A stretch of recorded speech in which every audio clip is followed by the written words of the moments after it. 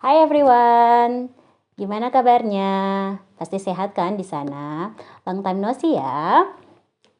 Announcement, short announcement untuk teman-teman sekalian. Akhirnya aku pindah ke Sakarya, Turki. Yeay, setelah LDR selama 4 tahun, setelah nikah bulan November kemarin terus LDR lagi. Akhirnya resmi officially move to Sakarya, Turki. Nah, kalaupun ada teman-teman yang nanya kenapa harus Sakarya, Turki, karena Orchun kerja di Sakarya. Hari ini videonya bukan jalan-jalan keluar, tapi lebih ke tips aja, tips and trick untuk teman-teman yang lagi dekat sama orang Turki, kita sebut seterusnya OT, oke ya. Yang lagi dekat sama OT, yang lagi pacaran, tunangan, ataupun udah nikah tapi nikah di Indonesia. Nah, kalaupun teman-teman yang nggak punya hubungan juga sama OT, ya nggak masalah juga nonton video ini. Sekalian kita saling kenal ya. Nah, untuk teman-teman yang lagi di tahap ngurusin pernikahan sama OT, pasti sekarang lagi sibuk-sibuknya ngurusin dokumen, terus sama bagaimana caranya sampai OT bisa masuk di Indo kan. Nah, tapi kabar baiknya OT bisa masuk loh sekarang ke Indonesia hanya dengan menggunakan visa on arrival yang bisa didapatkan di bandara. Kedatangan yaitu Bandara I Gusti Ngurah Rai di Bali. Itu satu-satunya bandara yang menerima untuk kedatangan OT masuk ke Indonesia. Wah, udah good news banget nih. Jadi nggak ada karantina, bisa masuk pakai visa on arrival. Terus ya lanjutin pernikahan yang udah direncanakan. Nggak sama yang kayak lalu yang waktu nikahannya aku bulan November tahun 2021 itu penuh percobaan. Mana mesti karantinanya 5 hari yang ditentukan hotelnya oleh pemerintah, terus masuknya susah, nggak bisa pakai visa on arrival. Terus waktu itu juga Orchun dapat COVID, tapi alhamdulillah 2 hari sebelum penerbangannya dia udah negatif, dinyatakan negatif COVID. Nah, kalau jodoh gitu ya, ada aja jalannya pasti walaupun susah pasti ketemu. Cie. Nah, untuk topik pembahasan kali ini yaitu tentang setelah nikah apalagi yang harus diurus. Nah, kalau teman-teman di Indonesia pasti punya jaminan kesehatan atau asuransi kesehatan ya. Kalaupun nggak ada asuransi BPJS kesehatan, pasti ada asuransi swasta yang lainnya. Nah, yang harus diurus setelah nikah itu yaitu BPJS kesehatannya Turki. Nah, kalau teman-teman yang mau berencana untuk stay di Turki harus kudu punya ini. Karena nggak minta-minta ya ke depannya mungkin kita dapat sakit ataupun mau melahirkan. Nah, ini jaminan kesehatan yang sangat diperlukan. Nah, aku punya cerita. Kemarin ketemu sama orang Amerika, stay di Turki. Nah, dia waktu itu lagi sakit, terus datang ke rumah sakit. Ini dia kasusnya pegang asuransi internasional loh ya. Nah, terus dia datang ke rumah sakit di Turki, tapi asuransinya itu nggak bisa diklaim sama rumah sakit di sini. Makanya, better kita harus punya ini asuransi kesehatan di Turki. Yang mau stay di Turki ya. Babe. Babe. Okay, just want to check you. No, just want to check you. Are you okay? I didn't hear any sound from the bathroom. Oh, okay. Can I continue to making video? Okay.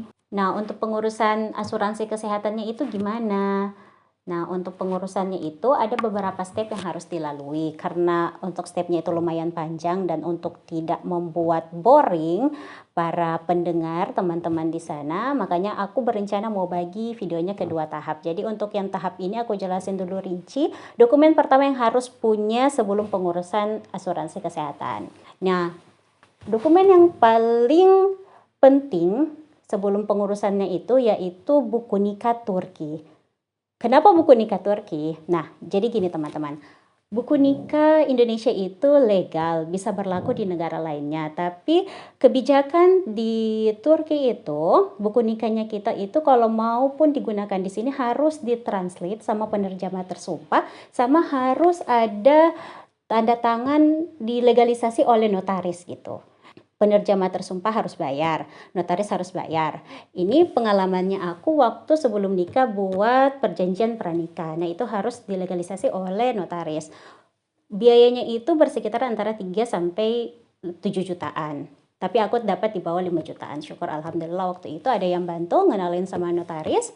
Nah, teman-teman bisa bayangin, notaris aja bayar sekitar gitu. Terus harus penerjemah tersumpah.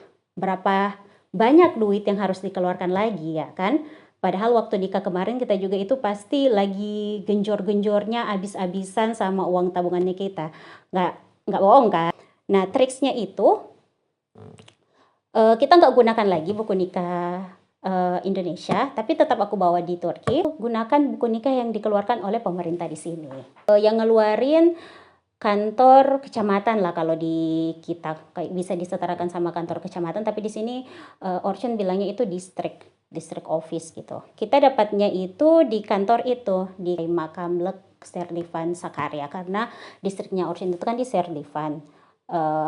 Jadi kita ngurusnya di situ. Nah, kalau untuk teman-teman yang mau stay di Turki, teman-teman bisa tunjukkan ke suami atau bisa nonton bareng-bareng untuk video ini. Nah, pertama harus dapatkan buku nikah Turki itu apa aja syaratnya. Nah, syaratnya itu yang pertama buat foto, ambil foto biometrik. Nanti suami teman-teman bisa bantu urusin. 2 lembar. Jadi masing-masing suaminya 2 lembar, istrinya 2 lembar. Sama harus sediakan uang kalau di Serdivan Sakarya itu biaya kemarin kita 280 Turkish lira. Kalau dirupiahin per currency sekarang hari ini kemungkinan sekitar 280.000 rupiah gitu. Nah, untuk yang ketiga yaitu KTP. Jadi harus bawa ya KTP teman-teman, KTP dengan paspor itu harus selalu dibawa. Kalau untuk 3 hal tersebut sudah terpenuhi, sekarang lanjut ke proses reservasi. Jadi untuk sistem kerjanya di sini, kalau kita kan di kantor kecamatan di Indonesia gitu bisa langsung datang, antri gitu ya, antri panjang. Kalau di sini sistemnya reservasi by online semua. Ini ya teman-teman untuk alamatnya, websitenya randenfu.npi.gov.tr. Nanti pilih yang Dier Nüfus Olayları. Setelah itu nanti ada keterangannya apa aja yang bisa diurus di sini. Kemudian nanti diminta diisi identitasnya, tapi ini harus diisi oleh OT ya, suaminya kalian, teman-teman. Ikutin aja langkah-langkah step-stepnya. Terakhir nanti dapat keterangan kalau sudah selesai atau sukses reservasi. Nah, ini ya teman-teman jalan menuju Kaymakamleknya Serdivan. Posisi kantornya itu agak terpencil. Jadi letaknya ini teman-teman, masuk ke dalam gang sedikit. Dan ya, di sana.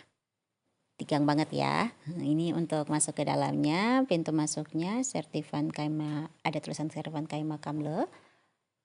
Dan di dalamnya ada beberapa fasilitas yang melayani, dari paspor yang ada tulisannya masa. Nah, kita tempatnya di masa 1 2 3 4. Nah, ini pengumumannya tidak melayani tanpa reservasi. Reservasi hanya di sini, dan 30 menit sebelum dilayani harus print nomor antrian. Dan ini datang buku nikahnya kita setelah sekitar 30 menit menunggu, dan ini ada tulisannya Prancis, bukan bahasa Inggris, jadi Turki dan bahasa Prancis. Sok ide aja sih suami neranginnya karena ada kerjasama pada tahun 1974 sehingga standarisasinya gitu. Dan ini fotonya kita, Kaden dan Ekmek. Semoga tetap sehat-sehat. Sampai jumpa di video selanjutnya. Bye.